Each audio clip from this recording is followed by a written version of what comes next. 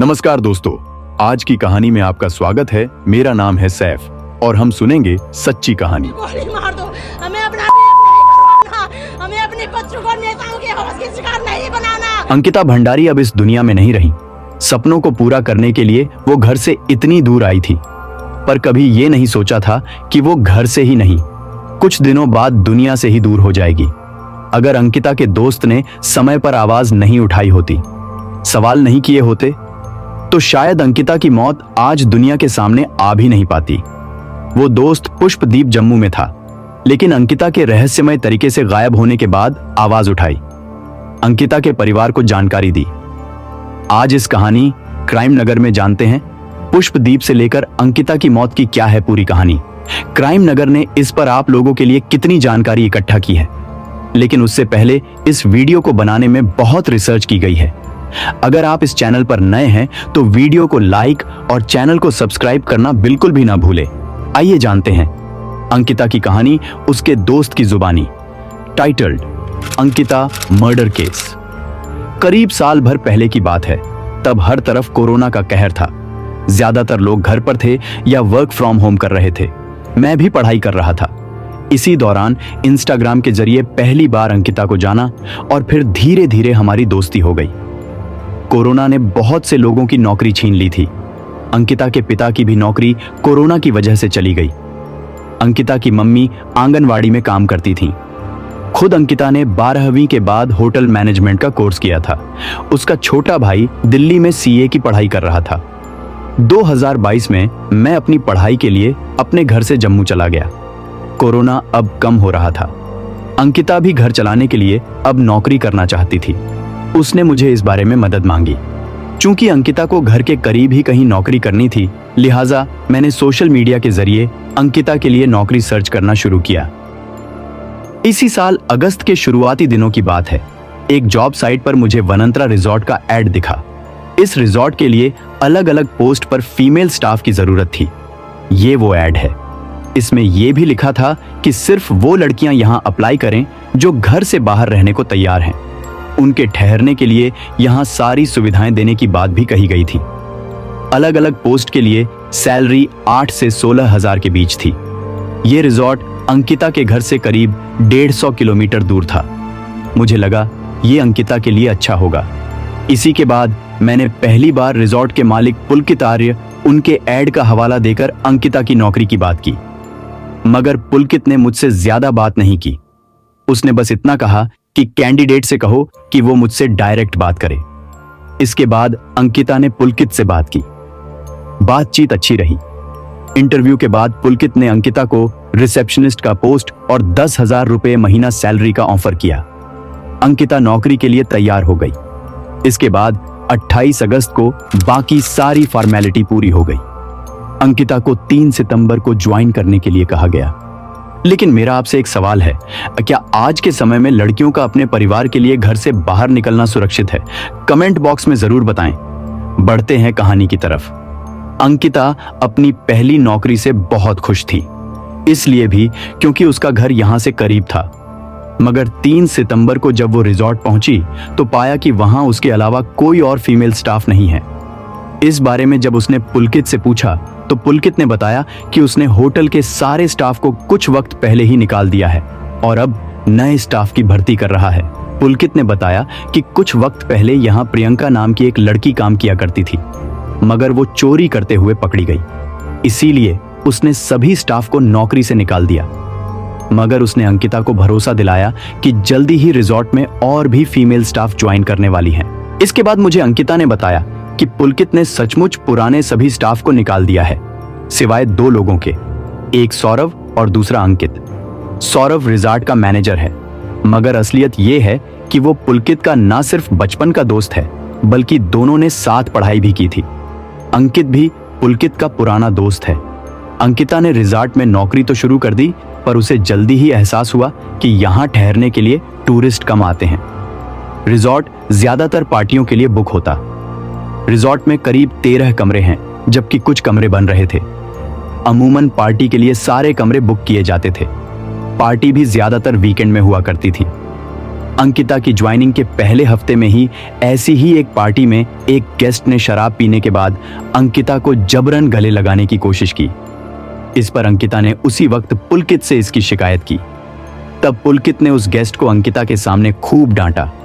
ये देखकर तब अंकिता की नजर में पुलकित के लिए इज्जत बढ़ गई थी। पुलकित खुद भी रिजॉर्ट में रहा करता था, हालांकि उसका घर हरिद्वार में है। धीरे धीरे वो अंकिता के करीब आने की कोशिश करने लगा। उसने अंकिता को स्कूटी और कार ड्राइविंग सिखाने की भी कोशिश की, ये कहकर कि कई बार गेस्ट को आसपास ले जाना होता है। फिर एक बार अंकिता से उसने कहा कि रिजॉर्ट में गेस्ट आने वाले हैं, कमरे नहीं हैं, इसलिए तुम मेरे बराबर वाले कमरे में शिफ्ट हो जाओ। रिजॉर्ट में पुलकित जिस कमरे में रहता था वो 2 कमरों का सेट था, मगर इंटरकनेक्टेड था। 1-2 दिन अंकिता उसी कमरे में अकेली रही। ज्वाइनिंग के दूसरे हफ्ते में पुलकित ने एक बार गेस्ट आने और कमरे कम होने की बात कहकर अंकिता को अपने साथ उसी इंटरकनेक्टेड रूम में शिफ्ट होने को कहा। यह दूसरी बार था, मगर इस बार पुलकित ने अंकिता के रूम में बैठकर शराब पी। फिर अंकिता को जबरन गले लगाने की कोशिश की। अंकिता ने जब इसका विरोध किया तो अचानक पुलकित माफी मांगने लगा और फिर अपने कमरे में चला गया। अब तक अंकिता को एहसास हो चुका था कि यह रिजॉर्ट नौकरी करने के लिए ठीक जगह नहीं है। उसने ये बात मुझसे भी कही थी। इसी रिजॉर्ट में आयुष नाम का एक और स्टाफ था। वो अंकिता को बहन जैसा मानता था। अंकिता ने आयुष से कहा कि वो नौकरी छोड़ना चाहती है, उसे कोई और नौकरी दिला दो। इस पर आयुष ने अपने पिता से बात की और फिर अंकिता की बात कराई। आयुष का घर रिजॉर्ट से बहुत ज्यादा दूर नहीं था। उसके पिता ने कहा कि ठीक है, तुम हमारे घर पर एक कमरा लेकर रह लेना और मैं तुम्हें कहीं सुपरवाइजर की नौकरी दिला दूंगा। अंकिता बस अब रिजॉर्ट से बाहर निकलना चाहती थी। 17 सितंबर को उसने पहली बार डिटेल में मुझसे चैट पर अपनी सारी बात बताई। 18 सितंबर को उसने रिजॉर्ट छोड़ने का फैसला कर लिया था, मगर तभी उसे पुलकित ने कहा कि 19 सितंबर को एक खास मेहमान रिजॉर्ट में आने वाले हैं और वो कहीं नहीं जा रही। इसी के बाद 18 सितंबर को अंकिता और पुलकित के बीच काफी झगड़ा हुआ। 18 सितंबर की शाम 4:30 बजे के बाद ऐसा कुछ हुआ जो बड़ा था, मगर मुझे नहीं मालूम क्या हुआ था। शाम को जब मैंने अंकिता को फोन किया तो वो फोन पर रो रही थी। मैंने पूछा क्या हुआ? तब उसने कहा कि पुलकित ने मेरा मुंह दबाया और मेरे हाथ में चोट लगी है। अंकिता ने मुझसे यह भी कहा कि पुलकित ने उसे धमकी दी है कि वो पुलिस में फोन कर चुका है और पुलिस उसे अश्लील हरकतों के लिए गिरफ्तार कर लेगी। फिर उसने धीरे से कहा कि तीनों उसके आसपास हैं, इसलिए बाद में सब बताऊंगी। इसके बाद उसने फोन काट दिया। इसके बाद 18 सितंबर की रात 8:30 बजे अंकिता ने मुझे फोन किया। तब भी शायद तीनों उसके आसपास थे। करीब 22 मिनट तक हमारी बात हुई। अंकिता परेशान नजर आ रही थी। पूछने पर कहती कि रिजॉर्ट लौटकर सारी बात बताऊंगी। हमने करीब 22 मिनट बात की। फिर अंकिता ने यह कहकर फोन काट दिया कि वो रिजॉर्ट जाते ही कॉल करेगी। ये हम दोनों की आखिरी बातचीत थी। इसके बाद रात को मैंने अंकिता को कई बार फोन किया, पर फोन बंद मिला। आखिरी बार मैंने उस रात 2:30 बजे अंकिता को कॉल किया था, तब भी फोन स्विच ऑफ था। इसके बाद मैंने उसी रात और अगले दिन बारी बारी से पुलकित, अंकित और सौरभ को फोन किया, पर तीनों मुझे उलझाते रहे। अब तक मुझे एहसास हो चुका था कि अंकिता मुश्किल में है। इसी के बाद मैंने इंस्टाग्राम के जरिए अंकिता के एक कजन का नंबर ढूंढा। फिर मैसेज कर उसे सारी बात बताई और यह भी कहा कि अंकिता के माँ बाप को सब कुछ बता दो।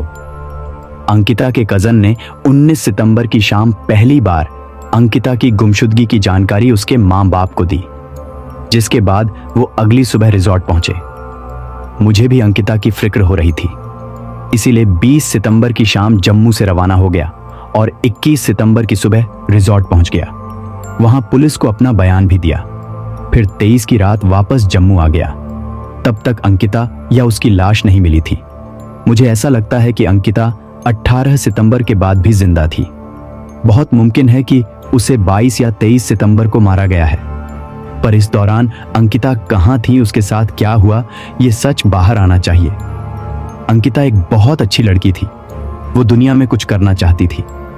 मैं चाहता हूं उसके गुनहगारों को ऐसी सजा मिले जो एक मिसाल बन जाए। अंकिता भंडारी को न्याय दिलाने के लिए उसके माता पिता और परिजन गढ़वाल के श्रीनगर में धरने पर बैठे थे। उनकी मांग है कि तत्कालीन आरोपी पर कड़ी कार्रवाई की जाए। इसको लेकर लोग एकजुट हो रहे हैं। सरकार का पुतला फूंका गया है। सरकार पर आरोपियों को बचाने का आरोप लगाया जा रहा है और यह भी बात सामने आ रही है कि अंकिता भंडारी का हत्यारा आरएसएस से जुड़ा था। 23 सितंबर को ही दोपहर में तीनों आरोपियों को कोर्ट में पेश किया गया। देर शाम तीनों आरोपियों को 14 दिन की न्यायिक हिरासत पर भेजा गया। देर रात वनंतरा रिजॉर्ट पर बुलडोजर चलाया गया। सीएम धामी के आदेश के बाद आरोपी के रिजॉर्ट पर कार्रवाई की गई। 24 सितंबर को भाजपा ने भी मामले में एक्शन लिया। भाजपा ने आरोपी पुलकित आर्य के पिता विनोद आर्य और भाई अंकित को पार्टी से निकाल दिया। 24 सितंबर की सुबह पुलिस ने अंकिता का शव चीला बैराज से बरामद किया, जिसके बाद शव को पोस्टमार्टम के लिए एम्स ऋषिकेश भेजा गया। हालांकि इस बीच लोगों का गुस्सा कम नहीं हुआ। प्रदेश भर में जोरदार प्रदर्शन होते रहे। यहां तक कि एम्स ऋषिकेश पहुंची यमकेश्वर विधायक रेणु बिष्ट को भी आक्रोशित जनता का गुस्सा झेलना पड़ा। एम्स के बाहर उनकी गाड़ी में बुरी तरह तोड़फोड़ की गई। हालात बेकाबू होते देख विधायक को वहां से निकलना पड़ा। इस बीच श्रीनगर में अंकिता के परिवार का रो रो कर बुरा हाल है। अंकिता के पिता वीरेंद्र भंडारी भी घटना के बाद बेहाल हैं। अंकिता का बड़ा भाई भी इस दर्द भरी घटना के बाद परिवार को संभालने की नाकाम कोशिशों में लगा हुआ है। मां रो रो कर बेसुध है। गांव में ही अंकिता के चाचा व ताऊ समेत 3 परिवार हैं, जो भी इस घटना के स्तब्ध हैं। इस घटना ने न केवल उत्तराखंड बल्कि पूरे देश में तहलका मचा दिया है। हर कोई इस घटना से सन्न है। इसे लेकर लगातार प्रदर्शन हो रहे हैं। हत्यारों को फांसी देने की मांग हो रही है। एक मासूम लड़की की मौत पर इंसाफ मांगा जा रहा है। उत्तर प्रदेश के मुख्यमंत्री योगी आदित्यनाथ की तर्ज पर पहली बार उत्तराखंड के सीएम पुष्कर सिंह धामी ने कार्रवाई की है। पूर्व राज्य मंत्री विनोद आर्य के बेटे पुलकित आर्य के रिजॉर्ट पर देर रात बुलडोजर भेजकर उसे गिराने की कार्रवाई की गई। उत्तराखंड में ऐसा पहली बार है जब सीधे तौर पर प्रशासन ने इस तरह की कार्रवाई की हो। डीजीपी अशोक कुमार ने बताया कि सीएम के आदेश के बाद पौड़ी प्रशासन और पुलिस ने कार्रवाई शुरू कर दी। आधी रात को ही पुलिस टीम ने आरोपी के रिजॉर्ट को ध्वस्त करवाना शुरू कर दिया था। बताया जा रहा है कि इस क्षेत्र में दर्जनों इस तरह के रिजॉर्ट बने हुए हैं। मुख्यमंत्री पुष्कर सिंह धामी ने इस तरह के तमाम रिजॉर्ट्स पर कार्रवाई करने के आदेश दिए हैं जो नियम विरुद्ध चल रहे हैं। दबंग पुलकित आर्य के रिजॉर्ट पर बुलडोजर एक्शन से आसपास के पूरे क्षेत्र में हड़कंप मच गया। प्रशासन की पूरी टीम इस क्षेत्र में पहुंची हुई है।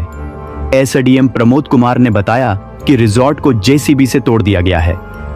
इस बारे में आपका क्या कहना है? कमेंट बॉक्स में जरूर बताएं।